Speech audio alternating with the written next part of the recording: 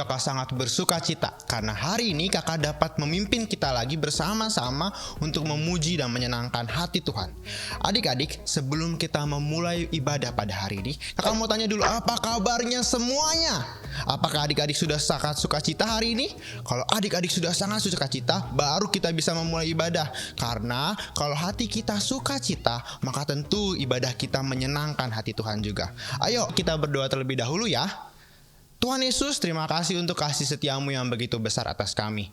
Tuhan, kami bersyukur bahwa sampai hari ini Engkau Allah tetap memimpin kami, tetap memberikan kami hidup, dan tetap memperbolehkan kami untuk menyenangkan dan memuliakan nama-Mu Tuhan. Dan Tuhan, sebentar kami akan memulai ibadah kami pada hari ini. Kami percaya Engkau Allah memimpin ibadah kami dari awal, pertengahan, hingga akhir. Sekalipun kami tidak bersama-sama, tapi kami mau fokus beribadah pada Tuhan. Kami tidak mau makan saat ibadah, kami tidak mau main game saat ibadah. Kami mau mendengarkan firman Tuhan dengan fokus dan hati yang tertuju pada Engkau. Di dalam nama Tuhan Yesus, haleluya, amin.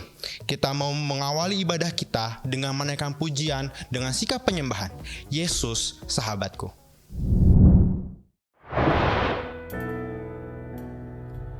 Yesus sahabatku, Kau mati bagiku, besarnya kasih-Mu, sahabat dan Tuhanku. Yesus sahabatku, Yesus sahabatku, Kau mati bagiku, besarnya kasih-Mu, sahabat dan Tuhanku. Sampai ku besar nanti, sampai di surga nanti, ku kan ingat selalu Yesus sahabatku dan Tuhanku. Yesus sahabatku, Kau mati bagiku, besarnya kasih-Mu, sahabat dan Tuhanku. Sampai ku besar nanti, sampai di surga nanti, kan ingat selalu Yesus sahabatku. Sampai ku besar nanti, sampai di surga nanti, ku kan ingat selalu Yesus sahabatku. Sampai ku besar nanti, sampai di surga nanti, ku kan ingat selalu Yesus sahabatku dan Tuhanku. Nah adik-adik, tadi pujian tadi mengatakan bahwa Tuhan Yesus adalah sahabat kita yang memberikan kita keselamatan. Karena itu kita harus setia kepada Dia dari ketika kita masih kecil sekarang sampai nanti kita di surga nanti. Dan adik-adik, kita mau naikkan sekarang pujian yang mengatakan, Tuhanlah kekuatan dan mazmurku.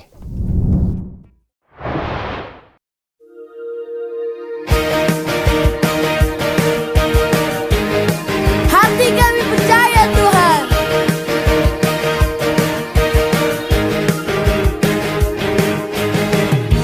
Tuhanlah kekuatan dan mazmurku,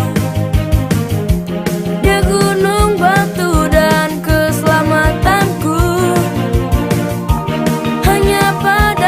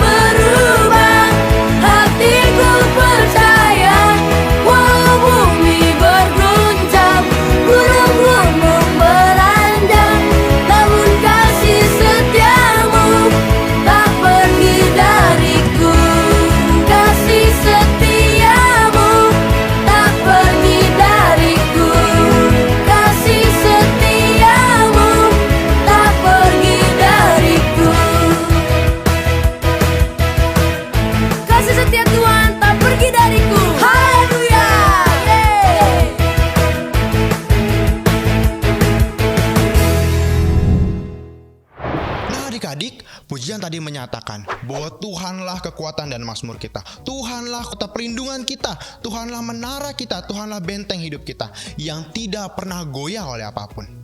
Karena itu kita harus tetap setia kepada Tuhan, tetap mengandalkan Tuhan, tetap percaya kepada Tuhan, karena Dialah satu-satunya sumber Allah kita yang terbaik. Kita mau naikkan pujian untuk mempersiapkan hati kita mendengarkan firman Tuhan dengan pujian satu-satunya.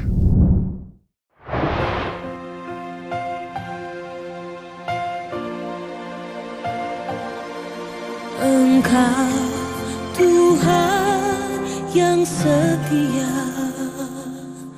waktumu selalu yang terbaik. Engkau Tuhan sandaranku, dan ku hanya kan berharap padamu. Satu-satunya yang ku andalkan, satu-satunya yang ku percaya. Engkau sumber kekuatan, sumber pengharapan, sumber kedamaian. Satu-satunya yang ku andalkan, satu-satunya yang ku percaya. Engkau Tuhan memberkati, Tuhan penyembuhku, Tuhan pemulihku.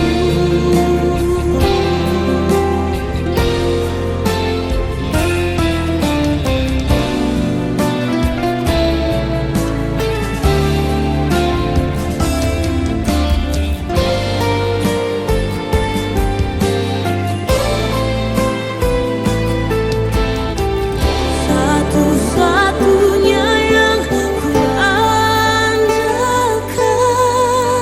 satu-satunya yang ku percaya.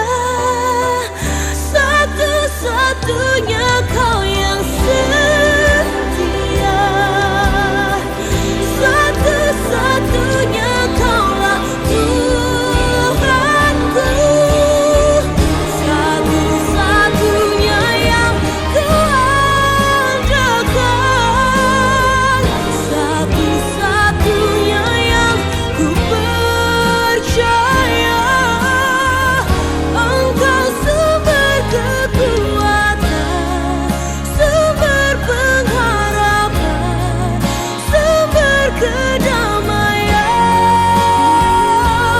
Oh, satu-satunya yang ku andalkan, satu-satunya yang ku percaya. Engkau Tuhan memberkati, Tuhan penyembuhku, Tuhan pemulihku. Engkau Tuhan memberkati, Tuhan penyembuhku, Tuhan pemulihku.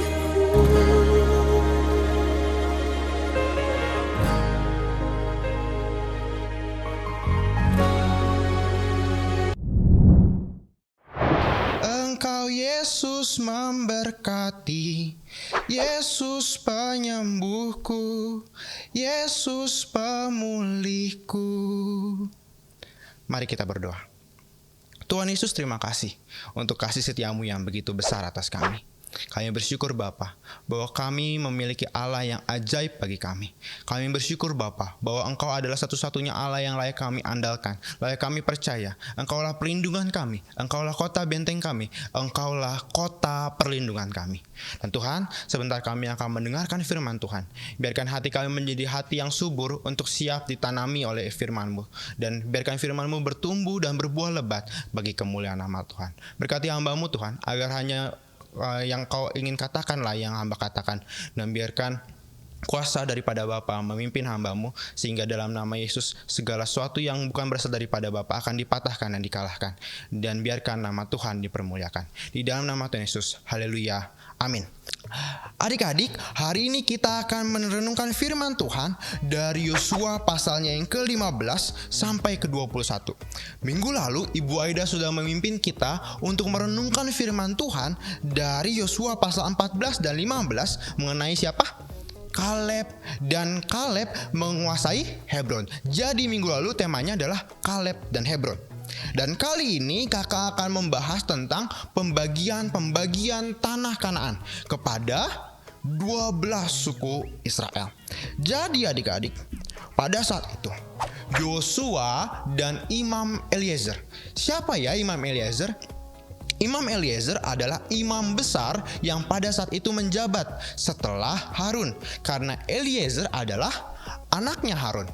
Jadi Yosua dan Imam Eliezer, mereka berdua berunding dan menentukan pembagian 12 suku Israel ini di Silo. Di mana? Silo. Sekali lagi.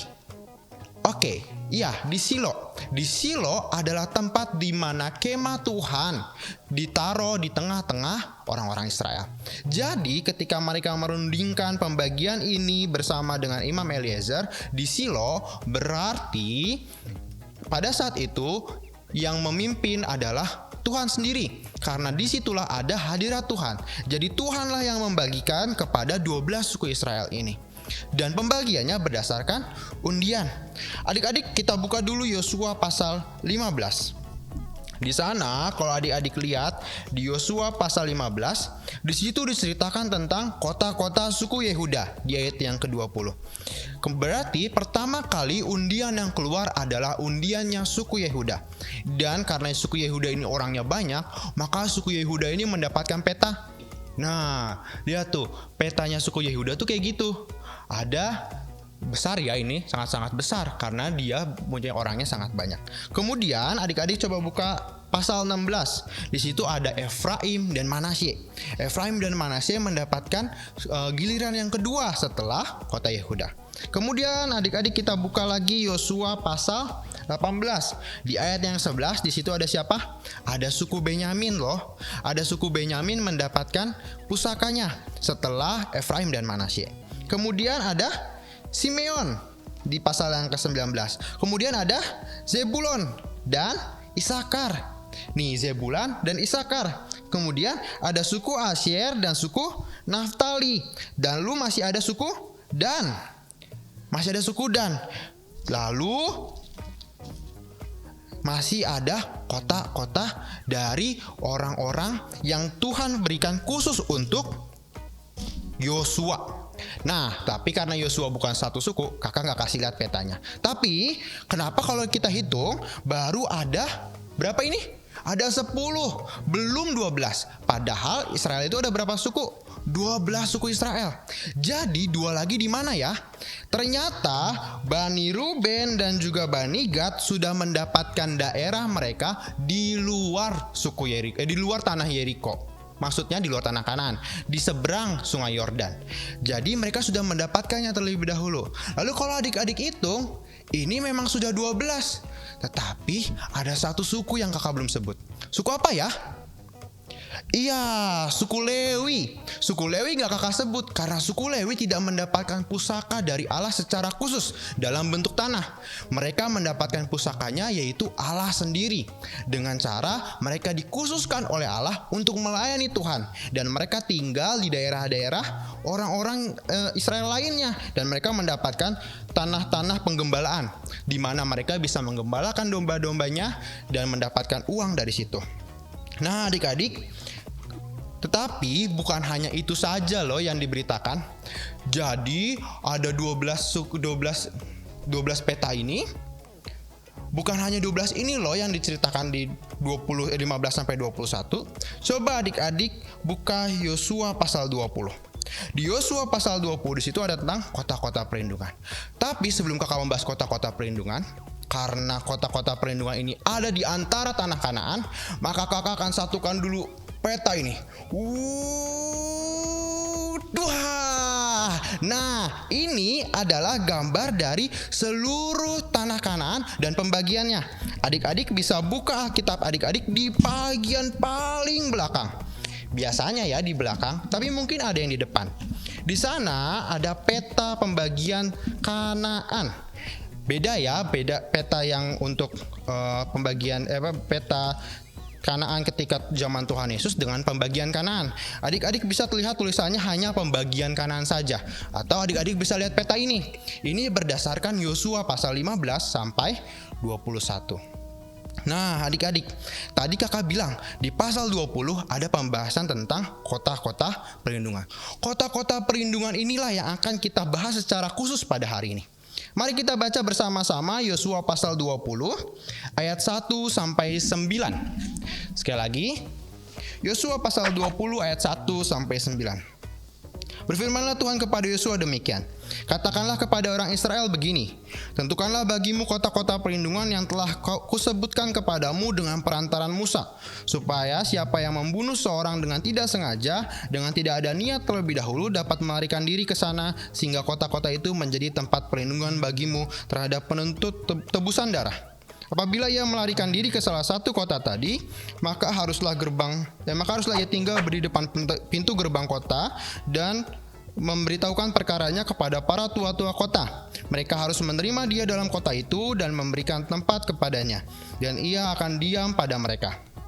Apabila penuntut tebusan darah itu mengejar dia, pembunuh itu tidak akan diserahkan mereka ke dalam tangannya, sebab ia telah membunuh sesamanya manusia dengan tidak ada niat lebih dahulu, dan dengan tidak menaruh benci kepadanya lebih dahulu. Ia harus tetap diam di kota itu sampai ia dihadapkan kepada rapat jemaah untuk diadili, sampai imam besar yang ada pada waktu itu mati. Maka barulah pembunuh itu boleh pulang ke kotanya dan ke rumahnya, ke kota dari mana ia melarikan diri. Nah, adik-adik, jadi setelah membagikan 12 suku Israel itu, Yosua juga diperintahkan Tuhan untuk menentukan kota-kota perlindungan. Kalau adik-adik baca dari ayat 7 sampai 8, kota-kota perlindungan tersebut ada 6. Yang pertama Kades di Galilea, kemudian ada Sikem, lalu ada Kiryat Arba, kemudian ada Bezer, lalu Ramot dan Golan. Jadi tadi ada apa aja? Ada Kades, Sikem, Kiryat Arba, Bezer, Ramot, dan Golan. Golan ya adik-adik, bukan galon. Kakak dulu pernah salah soalnya. Jadi ini ada 6 kota perlindungan yang tersebar di seluruh tanah Kanaan. Dan adik-adik, ketika kalau diceritakan di sini dikatakan bahwa kota perlindungan ini merupakan kota di mana para pembunuh yang tidak sengaja membunuh. Pembunuh yang tidak sengaja membunuh itu seperti apa ya? Nah, kalau kitab Ulangan menceritakannya seperti ini adik-adik. Misalnya adik-adik sedang memotong sebuah pohon yang besar. Lalu adik-adik memotong bersama dengan saudara adik-adik. Tetapi saat adik-adik memotong kapak tersebut, tiba-tiba mata kapaknya melayang dan membunuh saudara adik. Apakah adik-adik punya kebencian pada saat itu sehingga ingin membunuh? Enggak. Apakah adik-adik memang sengaja ingin membunuh saudara adik-adik? Enggak juga. Maka itu dia adalah pembunuh yang tidak bersalah karena tidak sengaja pada saat itu. Karena itu ketika dia pada saat itu membunuh, dan pasti banyak yang akan berusaha untuk memarahi dia, lalu meminta keadilan kepada dia, padahal kan dia tidak sengaja. Maka Tuhan mempersiapkan kota perlindungan di mana dia bisa berlari ke sana mendapatkan perlindungan dari para tua-tua yang memimpin, dan di sana ada orang-orang Lewi yang menjaga kota perlindungan tersebut. Dan pada saat itu, bila ia sudah masuk ke kota perlindungan, maka dia akan mengalami keamanan dari setiap tuntutan tebusan darah yang dituntut oleh orang yang berusaha mengejar-ngejar dia tadi. Dan dia akan hidup selama-lamanya di sana, tidak boleh keluar dari kota perlindungan. Karena kalau dia keluar dari kota perlindungan, maka bisa saja ia dihukum oleh orang-orang yang ingin menuntut darah daripada dia. Dan firman Tuhan tadi katakan bahwa ia akan mengalami keamanan sampai imam besar mati. Jadi misalnya tadi imam besarnya Eliezer kan, lalu kakak masuk ke kota perlindungan karena kakak tidak sengaja membunuh seseorang. Dan ketika Imam Eliezer mati, maka kakak dibebaskan dari tuntutan tebusan darah tersebut. Jadi Imam Eliezer telah menanggung seluruh dosa kakak, seluruh pembunuhan tidak sengaja kakak, dan kakak dibebaskan dari tuntutan tersebut. Nah adik-adik, demikian juga kota perlindungan menggambarkan tentang Tuhan Yesus, Allah kita. Ia adalah Allah kita yang menjadi kota perlindungan kita. Sehingga ketika kita yang telah menerima Kristus sebagai Tuhan dan Juru Selamat, kita yang telah menjadi miliknya, kita yang berdosa ini masuk ke dalam kota perlindungan, yaitu Allah kita sendiri, yaitu Kristus kita sendiri. Kita tidak akan mengalami tuntutan lagi daripada iblis. Iblis mungkin menuntut kita untuk mati karena kita seorang yang berdosa. Tetapi karena kita sudah berada di dalam kota perlindungan, sudah berada di dalam Kristus, maka tuntutan iblis itu menjadi sia-sia. Tuntutan iblis itu menjadi kebohongan bagi kita. Dan adik-adik, tadi imam besar di sini katakan bahwa imam besar kita akan mengalami perlindungan sampai imam besar itu mati. Dan adik-adik tahu, Ibrani katakan bahwa Tuhan Yesus adalah imam besar kita. Imam besar yang telah mati bagi kita, menanggung seluruh dosa kita. Dan imam besar ini hidup sampai selama-lamanya, karena dia adalah pribadi yang kekal. Ketika ia naik ke surga, ia menjadi imam besar yang membawa seluruh korban darahnya sendiri dan menyelesaikan seluruh upacara pemberian korban pendamaian bagi kita. Dan imam besar kita ini kekal hidupnya. Jadi ketika kita masuk di dalam kota perlindungan, imam besar kita tidak akan mati. Kita tidak akan perlu keluar dari kota perlindungan, karena kita sudah berada di dalam kemuliaan Tuhan yang ajaib. Dia telah menghapuskan segala dosa kita, dan imam besar kita hidup kekal selama-lamanya. Maka perlindungan yang kita miliki kekal sampai selama-lamanya adik-adik. Kita tidak akan keluar lagi, masuk lagi, keluar lagi, masuk lagi, nggak perlu, karena imam besar kita kekal sampai selama-lamanya. Kita tetap aman di dalam kota perlindungan. Tetapi sama seperti orang-orang yang sudah masuk kota perlindungan itu dilarang untuk keluar kota perlindungan. Mengapa? Karena kalau keluar, Anda bisa saja dibunuh oleh orang-orang yang berusaha membunuh Anda pada awalnya itu. Jadi karena itu adik-adik gak boleh keluar daripada Kristus. Kristuslah kota perlindungan kita, maka kita tidak boleh keluar dari Kristus. Kalau kita keluar dari Kristus, tentu kita akan dimakan oleh iblis. Iblis akan menjatuhkan tuntutannya untuk menghukum kita mati, yaitu di dalam maut, di dalam neraka. Sama seperti 1 Yohanes 5 ayat 12. Sekali lagi, 1 Yohanes 5 ayat 12. 1 Yohanes 5 ayat 12 katakan, barang siapa memiliki anak, ia memiliki hidup. Barang siapa tidak memiliki anak, ia tidak memiliki hidup. Jadi adik-adik, kita harus tetap tinggal di dalam Kristus. Kita harus tetap tinggal di dalam kota perlindungan kita, yaitu Tuhan Yesus. Jangan sampai keluar dari kota perlindungan. Kita harus tetap diam di dalam kota perlindungan kita, karena itulah yang memberikan kita keselamatan, keamanan, kedamaian, rasa percaya di luar menghalangi dan mengalahkan segala tuntutan iblis. Dan ketika kita dalam kota perlindungan, kita akan terus aman sampai selama-lamanya, karena kota perlindungan kita kekal dan imam besar kita kekal sampai selama-lamanya. Ia juga sudah menghapuskan segala dosa kita, maka kita menjadi anak-anak yang hidup berkemenangan, hidup tidak lagi di bawah tuntutan iblis, dan hidup di bawah kasih karunia Tuhan Yesus. Nah adik-adik, firman Tuhan kakak sudah selesai, tetapi kakak mau ingatkan lagi. Tadi pujian yang kedua mengatakan Tuhanlah kekuatan dan mazmurku. Di situ dikatakan bahwa Tuhanlah kota perlindungan. Itulah artinya kota perlindungan itu, bahwa kita diberikan keamanan. Selama ini kakak mengira kota perlindungan itu ya hanya kota, tetapi ternyata bukan. Kota perlindungan adalah kota di mana kita dilindungi dari segala tuntutan si jahat, tuntutan si iblis yang terus berusaha menggagalkan kasih karunia Bapa. Oke, kita telah selesai, dan firman Tuhan hari ini ngambil ayat hafalan dari 1 Yohanes 5 ayat 12. 1 Yohanes 5 ayat 12 dikatakan, barang siapa memiliki anak, ia memiliki hidup. Barang siapa tidak memiliki anak, ia tidak memiliki hidup. Gampang ya adik-adik. Kakak mau adik-adik bikin video, lalu share aja ke nomor kakak, biar kakak bisa langsung kirim untuk ditayangkan minggu depan.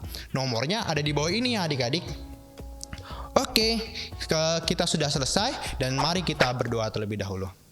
Tuhan Yesus, terima kasih untuk kasih setiamu yang begitu besar atas kami. Terima kasih Tuhan, bahwa Engkau telah menjadi kota perlindungan kami, Engkau telah menjadi benteng hidup kami Tuhan, yang menjaga kami dari setiap tuntutan iblis. Dan kami bersyukur Tuhan, karena keselamatan yang Engkau berikan kekal selama-lamanya, sehingga kami tidak perlu takut lagi terhadap penghakiman iblis. Kami tahu kasih karunia Tuhan sudah begitu ajaib bagi kami. Dan Tuhan, kami mau menjadi seorang yang berkemenangan, hidup dalam kasih karunia Tuhan, dan terus menyatakan kasih karunia ini kepada orang-orang lain yang belum mendapatkan kasih karunia ini Tuhan. Dan Tuhan Yesus, kami telah selesai. Biarkan Engkau Allah memberkati kami sepanjang hari-hari yang akan datang, dan pertemukan lagi kami minggu depan dengan kasih karunia daripada Bapa. Juga memberkati Tuhan kepada pemimpin-pemimpin kami agar COVID-19 ini dapat diselesaikan dengan baik. Kami percaya Tuhan bekerja penuh atas kami, dan kami tahu Tuhan Yesus akan menolong kami setiap hari. Tuhan, biarkan berkat daripada Allah Bapa, Allah Anak dalam persekutuan dengan Allah Roh Kudus menjadi bagian kami sekarang sampai selama-lamanya, sampai Tuhan datang kedua kalinya. Di dalam nama Tuhan Yesus, haleluya, amin. Tuhan Yesus memberkati adik-adik. Dadah.